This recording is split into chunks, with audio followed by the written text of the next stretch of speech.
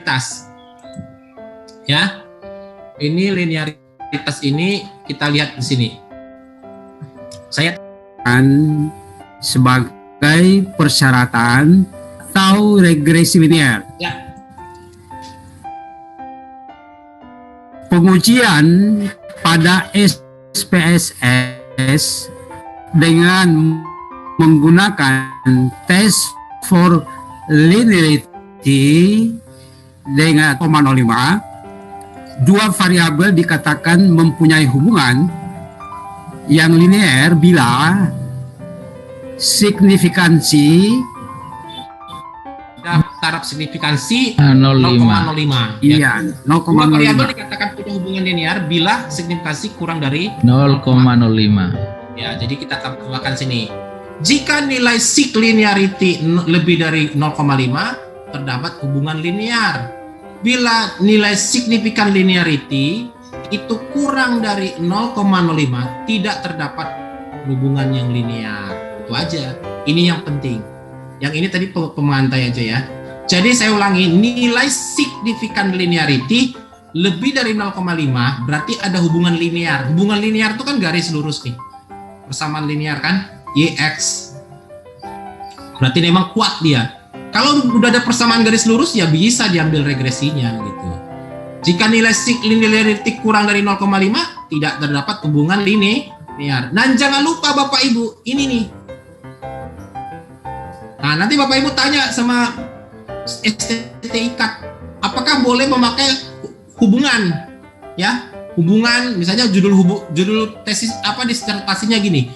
Hubungan antara misalnya pembinaan remaja lalu ditambah lagi ya terus X1, X2, X3 ke Y ya kan Y1, Y2 ya sudah cuman pakai uji linearitas baru pakai korelasi udah selesai hasilnya. Tapi kalau regresi harus pakai apa tadi yang kita pelajari ini asumsi klasik gitu dia ya. Oke, langsung kita praktekkan. Langkah-langkahnya, regression linear, masukkan variabel X, masukkan variabel Y. Ini dia. Comparison, ya kan?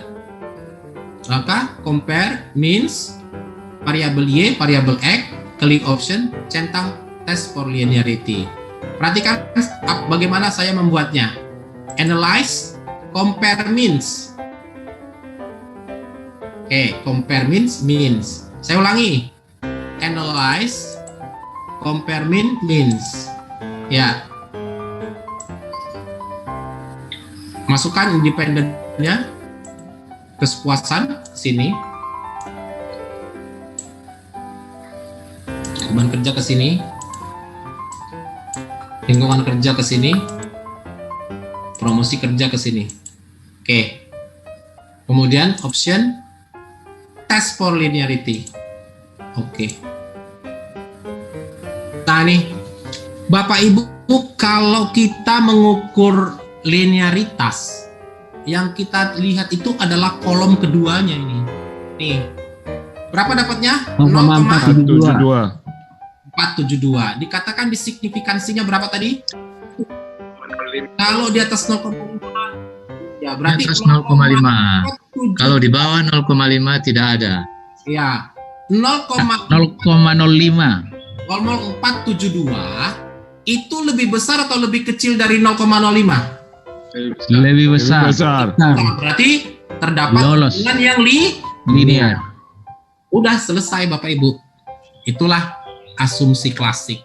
Tinggal Jadi ujian. Bapak Ibu yang terhormat ini 55 ini harus dibuktikan untuk mengukur supaya memastikan bahwa tidak ada yang mengganggu hubungan antara X1, X2, X3, atau mungkin Bapak Ibu rajin bisa pakai X4 dengan Y. Jangan melakukan regresi kepada X1, X2, X3, X4 ke Y dengan taraf signifikansi R square-nya bisa 88%, Anda dengan mudahnya mengatakan bahwa kekuatan hubungan variabel ini adalah 88%, kemudian nanti dengan angka konstanta yang ini berhitung ini signifikan, HO ditolak, pengaruh besar, pengaruh besar, pengaruh besar, pengaruh besar. Dia lupa bahwa di sini harus lulus dulu dengan yang disebut dengan Asumsi klasik. Asumsi klasik. Iya. Kalau sudah lolos asumsi klasik, ini paten. Ngerti Bapak Ibu? Ya, jadi ini hubungan X1, X2, X3, X4 ini dengan ini rentan dengan yang namanya distraktor, gangguan. Distraktornya bisa X1, X2, X3, X4 terhadap Y. Seperti saya bilang tadi, kalau di sini yang saya perhatikan, ini autokorelati, heterokedastisitas, uji linearitas, normalitas, ini ya, ini adalah X, X, X dengan Y. Tapi multicollinearity adalah X. hanya X saja. Oke? Tapi mengganggu kan? Kalau nggak dibuktikan? Halo? Mengganggu banget. Ya kan? Jadi kita buktikan dulu kepada penguji, kepada orang lain. Ini bebas Pak dari gejala asumsi klasik. Oh begitu. Terus bagaimana hasilnya? Bisa jadi nanti begini, ini udah lolos. Ini juga udah lolos kelima tadi, hubungannya rendah, ya nggak ada masalah menurut saya, kan hasil. Yang kedua, ya saya berpikiran sebagai peneliti apabila memang nanti hasilnya ini secaranya tidak signifikan, misalnya cuma dapat hubungannya ini R square-nya ini hanya dapat cuma 45%, berarti kekuatannya ini hanya sekitar 45% mengukur ini, ya nggak ada masalah. Tapi secara proses dia benar dan bisa tetap disimpulkan hasilnya. Cuman kan masalahnya yang sering terjadi adalah orang Indonesia itu kan nggak suka dengan yang namanya wah.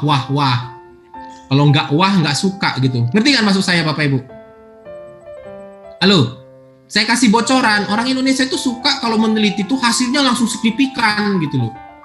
Bisa nggak begitu? Bisa aja. Bisa kalau memang kebetulan bagus ya. Tapi kalau masalahnya nggak bagus gimana Pak? Ini kalau nih ya, saya bocorin nih. Halo, perhatikan kemari. Nih, lihat nih. Kita bocorin nih, lihat. Inilah penelitian yang lolos 5-5-nya, tapi hasilnya mengecewakan. Lihat nih. Nih, lihat nih ya. Ini kita belum masuk ini, tapi saya langsung ngasih tahu aja. Lihat nih. Nanti kan hubungannya ke konstanta nih. Lihat. Beban kerja ini cuma nyumbang 0,131 loh. Mengecewakan kan? Bahkan penelitian ini cuma 0,5 loh Pak dampaknya Pak. Halo, 0,05 berarti cuma 5,2%. Udah keluar nih uangnya Bapak-bapak Ibu meneliti ini. Hasilnya cuma 5,2%. Kecewa nggak? Kecewa Pak.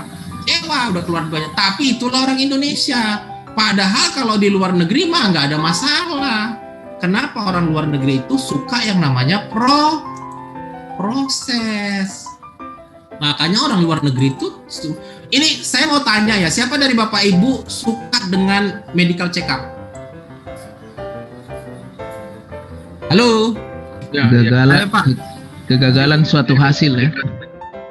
Tiap tahun Pak. Saya respect Bu kalau tiap tahun. Bapak Ibu saya tanya sekarang. Ya, yes, Pak. Proses medical check up itu benar kan? Prosesnya oke ya. Orang yang sudah melakukan medical check up adalah orang yang sadar kesehatan. Oke banget. Lalu ada seorang ibu-ibu, bapak-bapak rajin olahraga.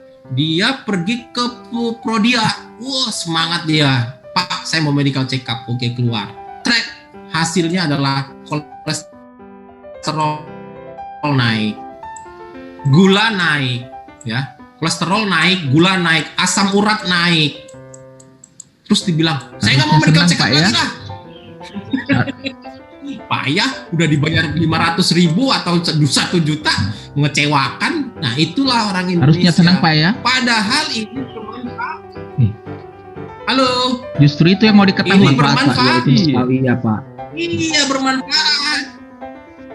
Iya ini sudah memberitahu kita. Bisa Kalau si ibu yang tadi bilang sih, besok ditawarin sama teman, yuk makan gorengan yuk, enggak dulu deh. Apalagi yang orang Batak ya kan, ayo ini ada pesta-pesta nih, ada jambar-jambar, dulu deh. Asam uratnya naik, makan kacang-kacangan, ntar dulu deh.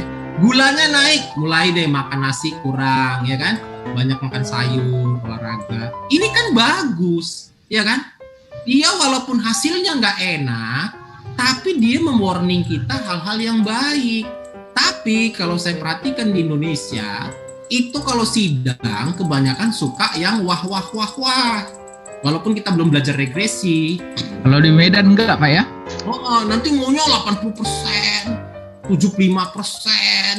80%. Bah, terus nggak dicari-cari, dibongkar-bongkar, nggak dapet, ditukang-tukangin angkanya, disulap lah, model apa itu Excel-nya sama ininya disulap supaya dapet ini. Wah, ketika dia itu, ya kalau menurut saya sih nggak usah lah. Kalau saya sebagai ini penguji, ketika saya menemukan R² daripada situnder rendah, tapi prosesnya benar, kita kan puji kan anak kita kan. Itu sama dengan misalnya Bapak Ibu punya anak mau ujian di STAN, dia udah bimbel, udah ini, gagal kan. Bapak Ibu dasar goblok kau, bodoh kali pun kau, kan enggak kan. Ya udah nak, hasilmu bukan di situ, tapi Bapak senang. Kenapa? Kamu sudah berusaha, ya kan? Itulah makanya budaya Bapak yang baik. belum bisa menerima penelitian itu secara murni seperti